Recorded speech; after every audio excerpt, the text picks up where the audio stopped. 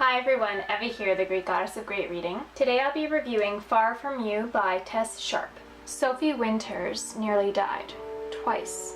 The first time she's 14 and escapes a near-fatal car accident with a scar, a bum leg, and an addiction to oxy that'll take years to kick.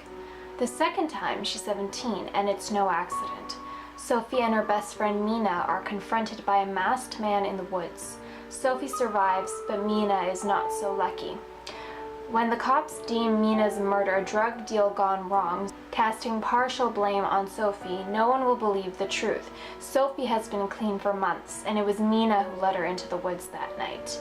After a forced stint in rehab, Sophie returns home to a chilly new reality. Mina's brother won't speak to her, her parents fear she'll relapse, old friends have become enemies, and Sophie has to learn how to live without her other half. To make matters worse, no one is looking in the right places, so Sophie must search for Mina's murderer on her own. But with every step, Sophie comes closer to revealing all, about herself, about Mina, and about the secret they shared. Now this book was a murder mystery, and now I don't normally read those, but it was really good first murder mystery for me to read because it was so engrossing and I read it so fast. Every single chapter had a cliffhanger at the end of it and I had to keep reading, and it was just a great book to start off with in that genre. The story is told from Sophie's point of view, but it's told in different timelines, so it goes back and forth from past to present. That's present Sophie after she gets out of rehab and goes back home after Mina's death, and then it goes back as far as 14 years old and even as far as second grade for her. So it goes back and forth and kind of reveals different parts of her life that she had with Mina and what kind of led up to the second accident that Sophie almost got killed in that did kill her friend Mina. You would think that that might be kind of confusing, those two different timelines being told back and forth, but it actually kind of helped just set things up, and it all kind of met in the middle in the end. And that's kind of why you just keep reading, because you read the present and then you go to the past. You're like, okay, I gotta go back to the present because I gotta just fit everything together. Now, I thought I knew who the killer was when I was reading the book, but nope.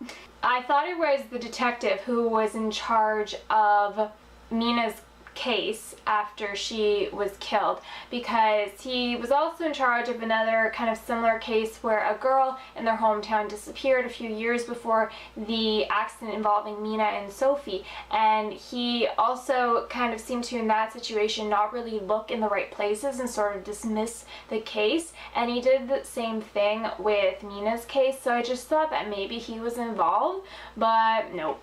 It was a good thought, I thought, but I guess it was just too obvious, and it's not that obvious who the killer is. So if you figure it out, let me know in the comments before you obviously get to the end, because it is really hard. I did not see the person until it was like pretty much almost about to happen, and then I thought to myself, oh no, that's the killer, crap. So there's a big reveal in this book. You think it's about a girl getting revenge for someone killing her best friend, but it's so much more than that. There's a bigger picture that I'm not going to tell you because it will spoil so much, and it just gives the book a different tone, a different reasoning behind why Sophie is doing what she's doing and why she's so intent on finding Mina's killer. And on the subject of Sophie, I really liked her character because she never gave up in the face of all the adversity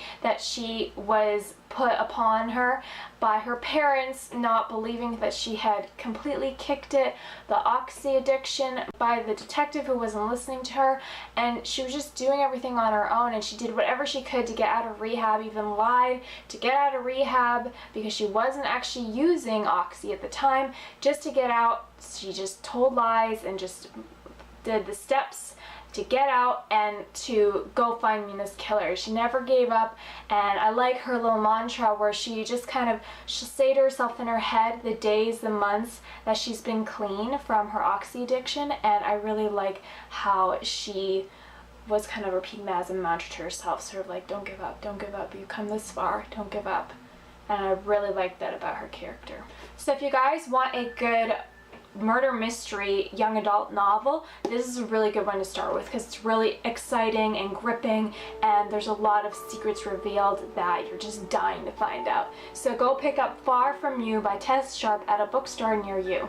The next book I'll be reviewing is Oh, that's upside down. Hex Hall by Rachel Hawkins. So look for that review coming to you guys soon. My Twitter, website, and Instagram are linked in my bio below. Hit subscribe if you guys like what you see and want to see more videos by me. I'm Evie, the Greek goddess of great reading, and until next time, guys, keep reading.